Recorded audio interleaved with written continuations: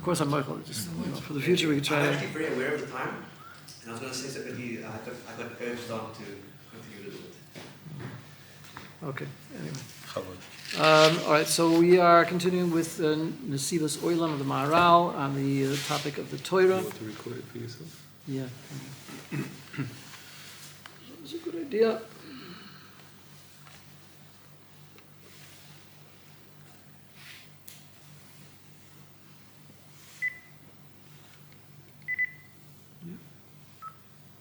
Okay, again, continuing on Netivot Olam, and the topic of Torah, we're on Perek Gimel, third chapter. Okay. So as we've talked about before, he's emphasizing very much the concept that the Torah is something sichli, something intellectual, and he's going to continue on this topic of what is the relationship between this intellectualism, the intellectual essence of the Torah, as opposed to the body. I mean, we have to deal with the physical body, and what is the relationship between the two? And it's very important to understand that if you're really looking for what we call success in the Torah, I mean, the idea is that Torah for a Yid is not a part-time job. It's not it's something that's just like a temporary preoccupation. The idea of kvias itim l'Torah as a concept of setting apart a certain amount of time, a fixed time during the day to devote to Torah learning, is kind of a minimum. It's very important that no matter what a person's situation is in their lives, they always have at least a certain minimum that they're devoting to Torah. So that, I mean, for example, I know for me it's been very helpful. Something called Holy Moshe Alshech, which is a basic thing you can cover in about half an hour a day, which is a little piece of every aspect of Torah, from Torah Shebiksav, Torah Sheba'al Peh, even to Kabbalah, and including Halacha and Nissa. So that gives you a little piece, so you can be, it's everything. You had some kind of a taste of everything. But again, for a person to think that they're fulfilling their obligation of limud Torah just with that minimum thing, different groups have their things. You have Chitas Chabad, and you have even Daf Yomi is kind of a minimal type of a thing to keep going with Gemara. The point is that a lot of people stack one on top of another, so you get a few of these different programs going at the same time, which again, it's okay if you want to just cover the bases, so to speak. But the Torah is much, much more than that, and this is really what he's trying to get across. Torah is the essence of Yiddishkeit, and it's the essence of a Yid, and it's our whole connection with Hashem. So if you're just looking to satisfy my obligation, so to speak, b'yoytze, then you're missing the point, basically. The really Torah is supposed to be a full-time preoccupation. It's supposed to be something we're devoting absolutely as much time as we possibly can to it, because it's an essential thing. It's the existence, it's the survival of Yiddishkeit. It's nothing less than that. So when we're talking about that, that's the Gemaras, the Chazal that he's going to be bringing down here and he's going to be discussing has to be understood in that perspective. If you don't understand, it's because you're talking rather extreme terms. And the only reason that we're devoting extreme terms to this is because it's an extreme subject. It's not something that's just part of it. It's not something that when people, you can get away with less, but you have to be aware of what you're doing, that you really aren't doing it justice, so to speak. And you're not going to get to the level that, certainly in previous generations, they understood that it was if you wanted to devote your life to Torah, this was what was involved. In other words, there's an idea of that there was a lot of amaratzis, there was a lot of ignorance in previous generations because the educational system wasn't always so perfected, and there was generally a concept of sending people away to yeshiva. You had certain chosen people. Either it was in certain families, rabbinic families that they were known that their children were going to be taking on the obligation of leading communities and being the posek and everything else, so they would send their children away. Very often, my wife's great-grandfather,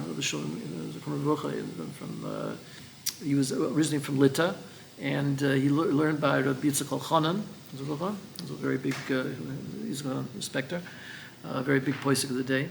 And he was sent away from home at a very young age to learn. And he ended up going to the Midwest in the United States as being, I'm sure you probably, everyone has probably heard about him, as he was mamash the 5-state area. He took care of that whole. He was actually in North Dakota, but anyway, he was sent away, and it was like the parents, sent away, and then that was it. And then he went, to another country even, but to be the rabbinic authority there.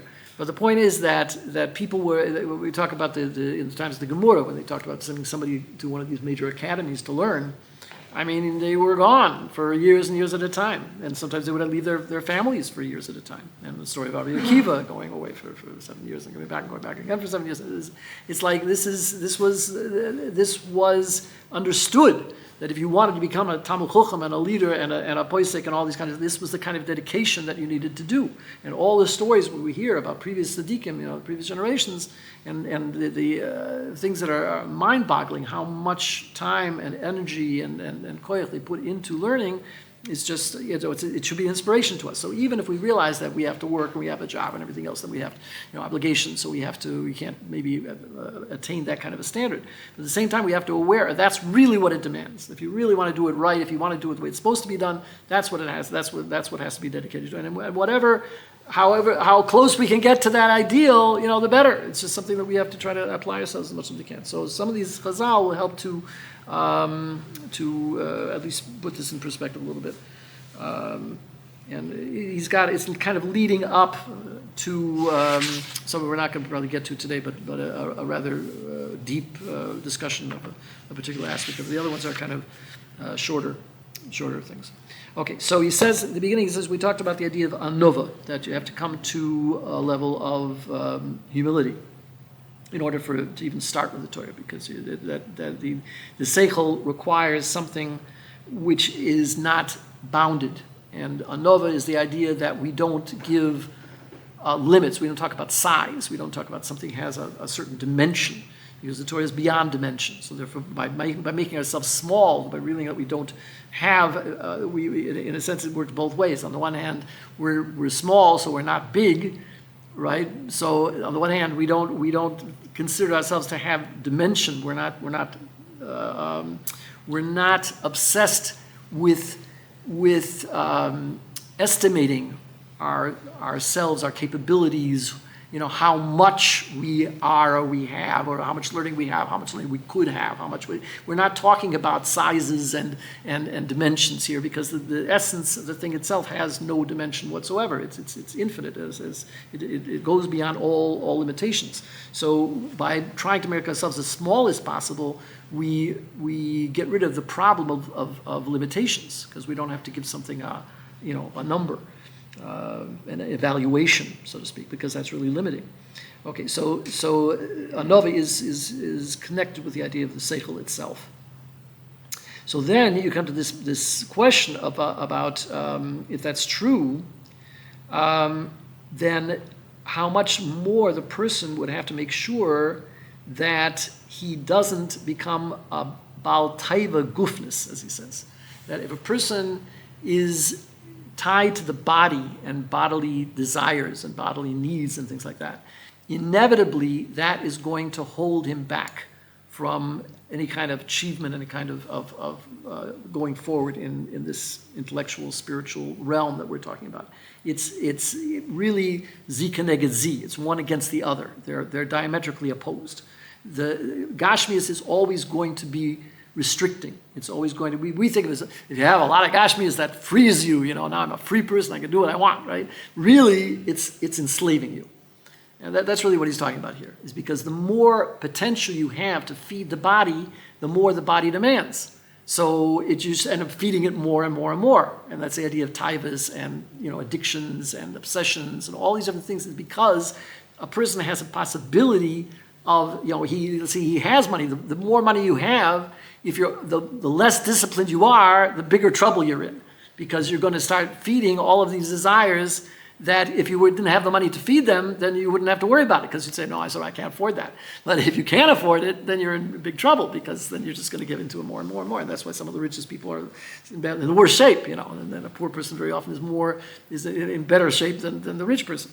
But anyway, so he says that, so it says in Ketzim Abram, it says, Rav Hina, Mai dichsiv chayoscha yoshvi bo tuchin b'toivoscha le'uni elokim. He's talking about something about animals. Okay, imesim ha'udam atzmoi kechaya zi shetoireses ve'ocheles talmido miskayim. So what he's saying that if a person makes himself like an animal that just pounces on something and doreses, like a doiris is just claws something, whatever it is, and eats it on the spot, so just gets it over with fast, take it, eat it, and done. So it goes on to the next thing. It's like it's a hunter or whatever. So he's just that's it. It's not an issue for him. He's not spending a lot of time with it. Just get it over with, and that's it. So he says that if he's like that, then his Torah is going to be miskayim. His Torah is going to continue, and if not, it's not going to. And it says Yikra there's another position that says that if a person you should be that says kechaya shemisrachas achilusoi. So that's talking about an animal that leaves over its food until it already, he was so uninvolved with it that he just kind of left it on the side, didn't have time for it or interested or whatever, until it gets spoiled. And then if he does eat it, he eats very little of it because it's not interesting to him already. But he's not into it, whatever. So he said, then again, that he's going to have. So now we're talking. Okay, so he's going to. Why did he take these two examples, and what does it signify? So the seichel is merichak menivdol minaguf. The seichel is be'etzem in his essence. It is separated and distant from the body. Fichach ima udam hi k'moy chaya. If he's like this animal that is not involved with preparing its food. There are klal animals don't prepare the food, but there's a difference between people and animals. People spend time preparing their food and making sure it tastes good and everything else, and then they eat the food. The animal isn't concerned with that. They just they eat on the spot. So if a person is like a chaya that doesn't spend a lot of time being involved with the food and just quickly eats it and without any preparation, then it's not makpid. It's showing that it's not makpid. It doesn't make a difference to it so much whether it's this way or that way. It doesn't. It's so particular. It's not mefunik. It's not a Epicurean. Things have to be just so. Excuse me. It's just again, do it for survival and get it over with, and then go on to other things. So that's it could be also that an animal doesn't have time to do it because it's concerned about its own survival, its own defense. It has to be always on guard, not to be attacked by something else. So it could be very much it just doesn't have time to spend on worrying about its food. It's eating just to live. Okay, so it's not. So the person who is not into their food in terms of spending a lot of time preparing it. Of course, again, you're talking about daily food. You're not talking about Tovim and Shabbos. Different times when you it's a mitzvah to prepare good food, and that's a whole other issue because then you're talking about a tainug, and that because it's connected with a mitzvah, it's a tainug ruchni. That's the whole idea of our avoida in the Torah mitzvahs is that I was talking about that in another class I'm giving, is that it's the and this was part of the Netivot Olam, the whole thing about that Hashem made clothes for Adam and Chava out of leather, and that leather is meramis to the straps of the tefillin, where you're taking something which is gashmius and making it into something that's total ruchni. So the fact that mitzvahs maisias are involved with the gashmius is the fact that we're able to mekadesh something in the gashmius for the sake of the ruchnis. So obviously, what we're talking about here is not that. We're not talking about eating for the mitzvah of a hiddur mitzvah and all these things of making things beautiful and enjoyable, because it's talking about a tainug ruchni and shidduch and all these kinds of things. So here you're talking about the everyday life of a person. Talking about a person's lifestyle. Like, what is the person's lifestyle? If the person's lifestyle is they spend a tremendous amount of time preparing their food and making sure that everything's perfect, because it has to be just so, and it has to, everything they eat has to be, they have to like it, and it has to be, something that, everyday meals, that's going to take away from the Torah learning. There's no question. And just even the involvement, the thinking about it, the preparing for it, the going into shopping for it, and everything else, all the ingredients, everything else, this becomes a mindset, and that is something contrary to Torah. There's no way that is increasing his Torah learning by being so involved in his food. So that's one thing. And then he says that. Then, in terms of the other example of the animal that allows the food to spoil just because it's not interested in it, bichlal. So that's talking about a person which is so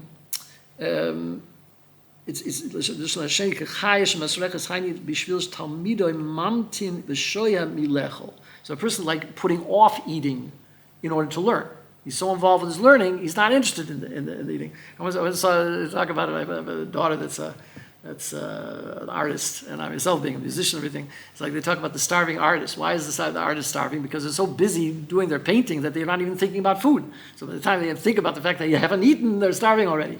But it's not. It's just a lack of interest. This is more important. I'm more into the painting than I am into the eating. So the same thing by a Talmid Chacham. If he's into his learning to the point where he's not even thinking about eating, and then finally, by the time he thinks about it, he's kind of hungry already. But it's not because he's into it. Okay, so Shnei Emes. So both of them are really true. Both aspects. Both the one that finishes up eating quickly so he can go on to learn, or the one that's not even thinking about learning, he puts it off till it's already not even good anymore. So and there is an idea of being marich b'sidusoi. It says something in Kosal about the person who makes his meal longer. That brings a bracha. But I think they're talking first of all about a situation of a sidus mitzvah, and also they're talking about the reason why he wants to lengthen the meal is so it'll be the poor people will have the beggars will have more of a chance to come in and he can feed them. So that's why I'm working with things. So that's again for the sake of the mitzvah, but not because of his own taiva. So he says that what he's doing is if he's pushing off the goof for the sake of the sichli, so then he's showing which is more important. This is the priority, as opposed to the other one. The other one we pushed off. The other one we let go later time or whatever. I'm not so busy with it. So he's going to take care of it because he has to feed himself. Not going to starve altogether. But at the same time, the Torah takes priority. So it's because otherwise, if he doesn't do that, he says taivas aguf mevatel haseichel ki ein misnaged yoser el haseichel rak haguf. So the taivas of the goof is actually at odds with the seichel. It's going to influence the seichel. It's going to weaken the seichel. The two are really not compatible in that sense. It's something that's going to make it more difficult to learn the more he's involved with the body. So there's nothing more misnagid. It's nagdis, a real opposition going on for the seichel than the goof. Okay, so he says, Chai addresses Sichli, okay, Shia Tamidi Lo Yisar Klal. In a Seichel She'ein Tachas Hazman Klal. Okay, so that's the other aspect of the Seichel. We're talking about this idea of putting off eating or something. It's the idea of that for the Seichel is beyond time. So therefore, you can learn day and night. The Higisa boy Yom V'Layla, it says. So you're learning day and night. So the Seichel is not limited by time. So therefore, if a person is so bound to time that he has to, he doesn't have time to learn because he has to eat the meal, or he doesn't have time to learn, he is pushing off the learning because he has to be doing this or the other thing. That's putting the Torah under time. If the Torah is allowed to expand as it's his nature, it should be really above time. And if it's above time, then it's going to push off other things. But you're not going to push off the Torah for the sake of those things that are time-oriented. So Achila is time-oriented usually because you want to 3 meals a day, whatever. So I'm not saying a person shouldn't have a discipline about when they eat, but in fact the discipline helps in the sense that then you have a Seder and then you prepare it for it at its time, or your wife knows to prepare for it, or whatever it is. It's a system. So and if it's a system that you do the same thing every day more or less, then you don't have to think about it. So again, that allows you that your attention is on the Torah and the attention is not on the goof. So that's also an important thing. So it's really the two different attitudes. But this idea of to push it off for the sake of the Torah is actually an indication of where the priorities are.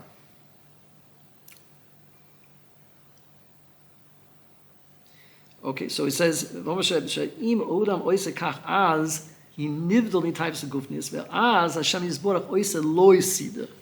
if a person is not into his meals, so then Hashem is going to make him a meal.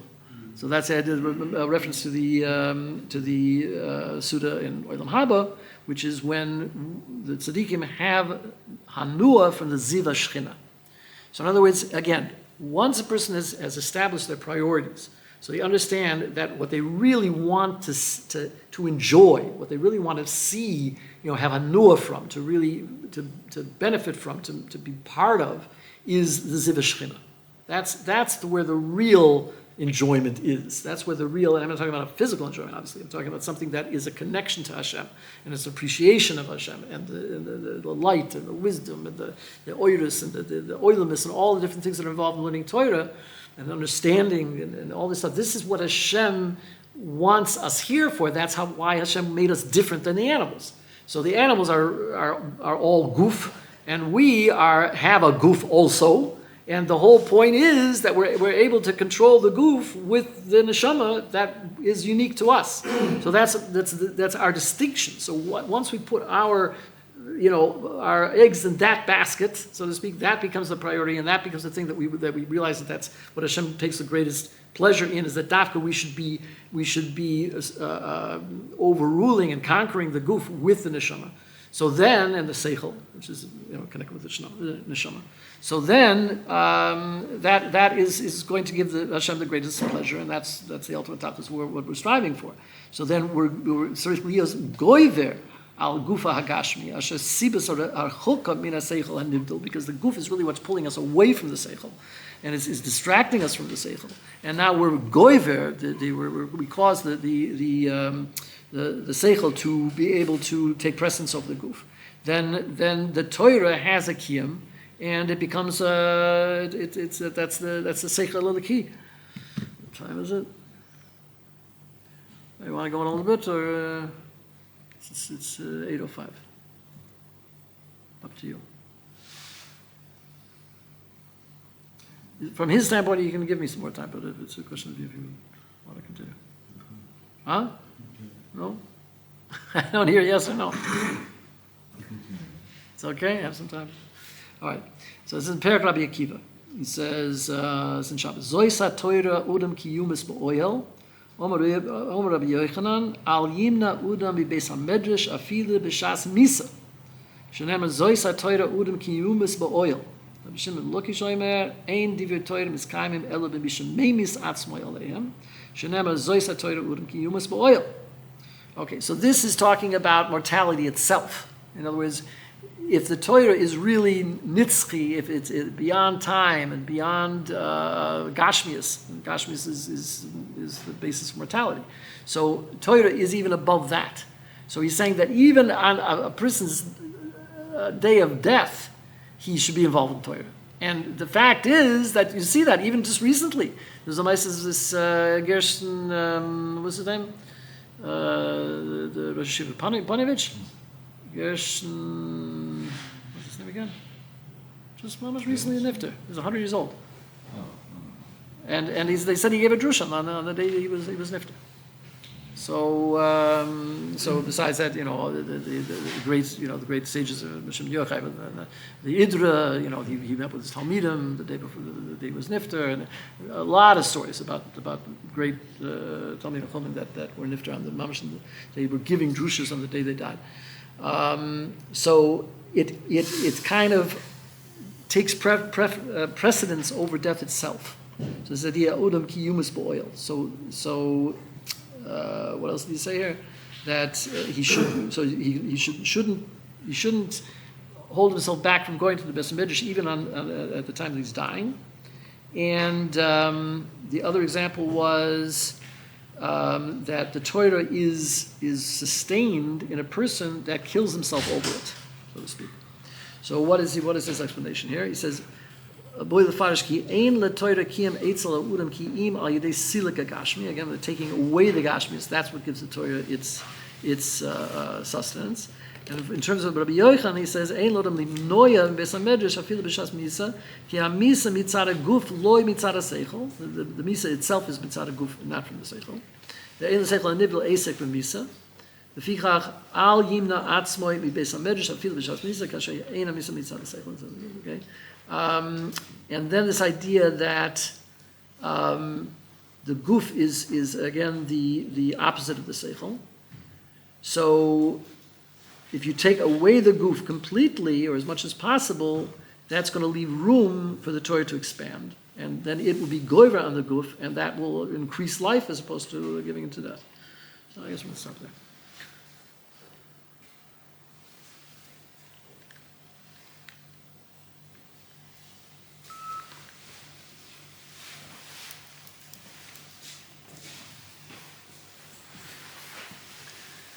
Shkoyach, thank you.